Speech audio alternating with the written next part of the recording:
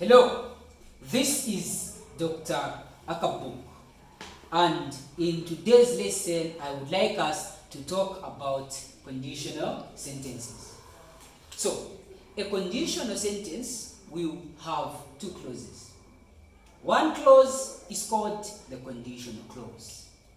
The other clause is called the resulting clause.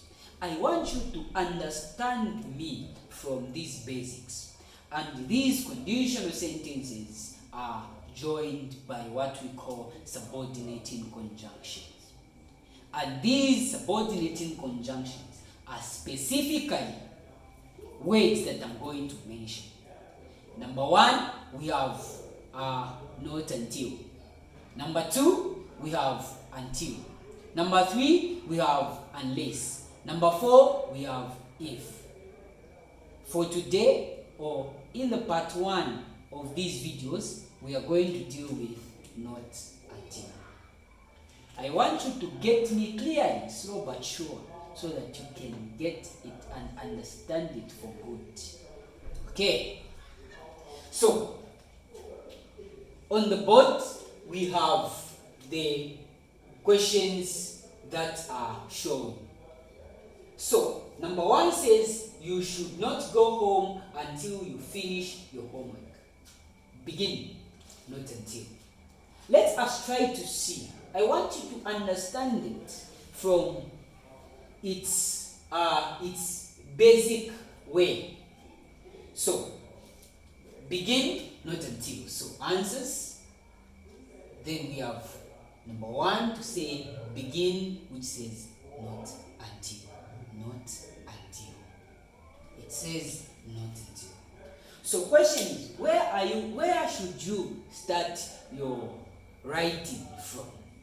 So if the question says not until, your first target is to go and search where the condition is.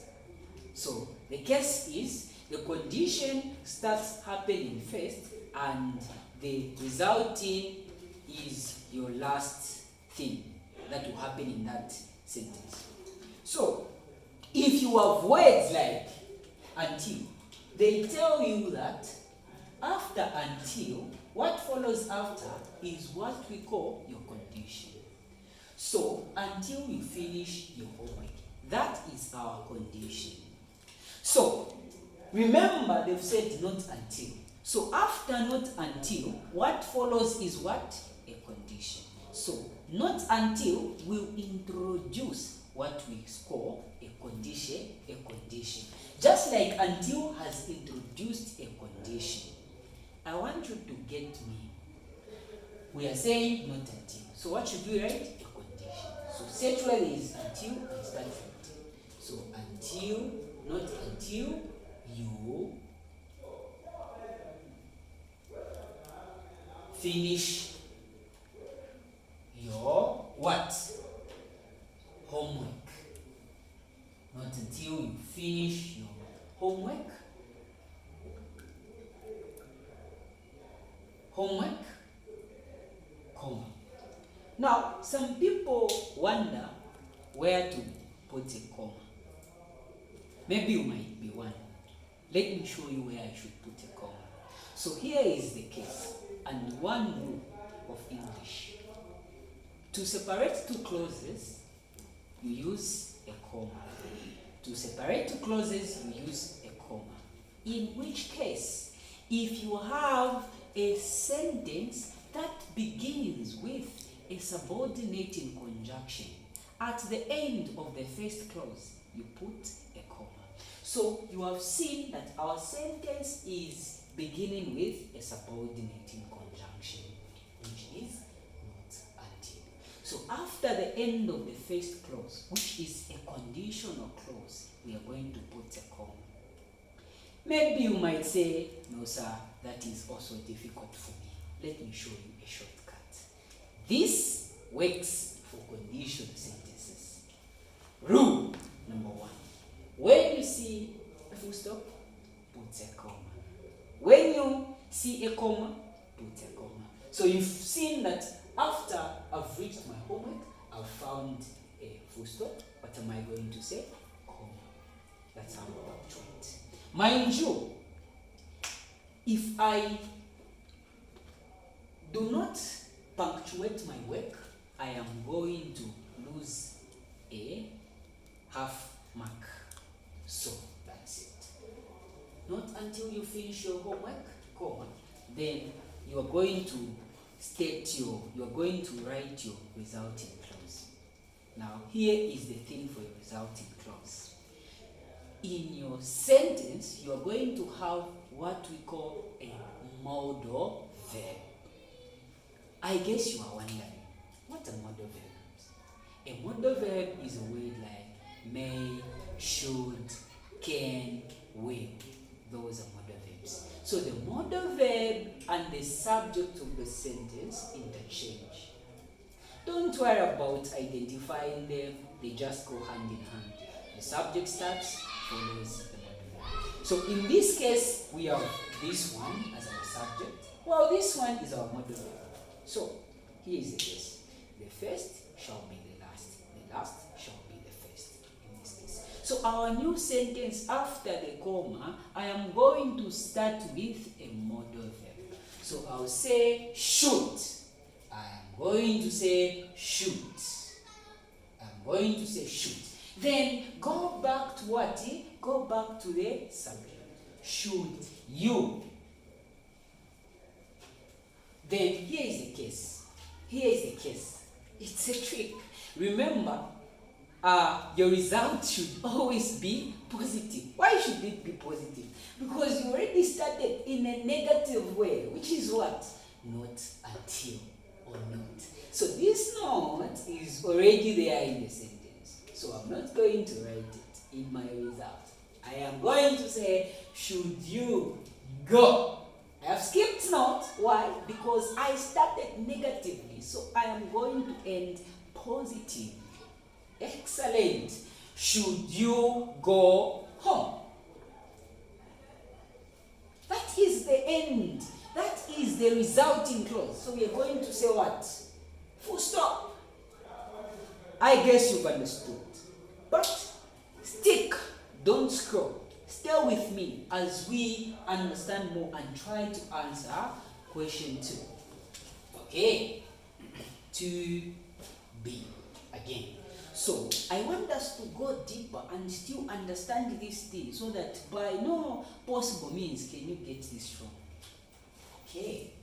The learners will not leave the school until they finish cleaning the surroundings. So, begin, not until the learners. Begin, not until the learners. Not until who? The learners. So, I will go in my original sentence. My first target is to set where there is what? Until. Unless there is a situation where we don't have until, I'll tell you what to do. So I'll say, where can I see until?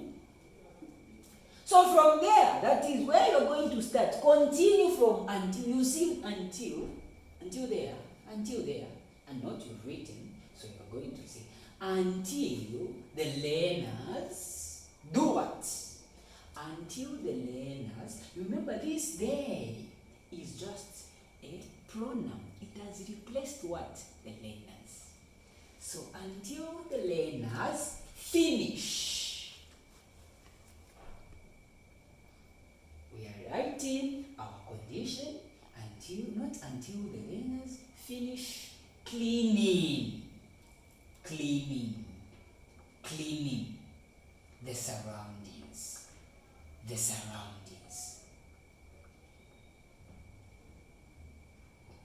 For conditional sentences, what did we say? When you meet a full stop, comma. When you meet a comma, comma. Excellent to separate the clauses. Wonderful. So, I'll meet my full stop. What am I supposed to do? Punctuate. Comma. Wonderful. What am I now supposed to do? Let me write my result.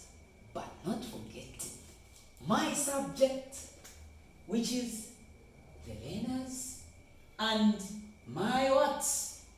My modal verb will interchange. So it will start with a modal verb in such a way that the resulting clause sounds like a question. Wonderful. So, what am I going to say? Will. But should I say the learners? Remember, the conditional clause begin with the learners. So I have to use, or I need to use, a pronoun for that. Remember, English hates repetition. So I don't need to repeat by saying the learners again. I will use a pronoun, which they've just used. Simple. Where is it? Here, which is what? They. Will. They. Then I'll say, remember what I said about this? No, what? It is already there. Where can you see it? It is what? Here. It is where? Here. So if you have questions like don't, you should interchange them to do. Those, you shouldn't write them in the negative statement. The result should always be positive. Remember. So, will they do what? Leave the school. Will they leave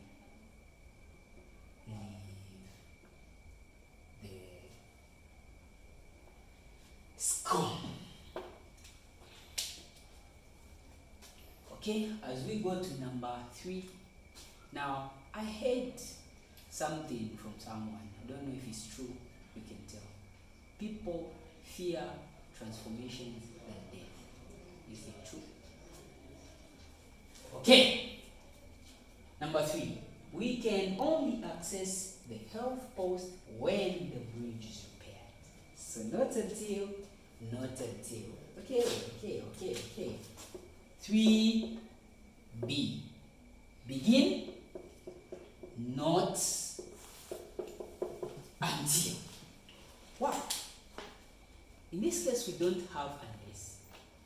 But the question is, which one is our condition, or which one must happen first between these two cases that we have?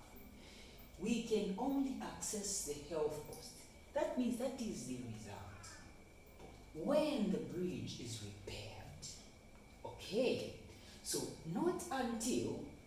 You've seen, this one is introducing a condition.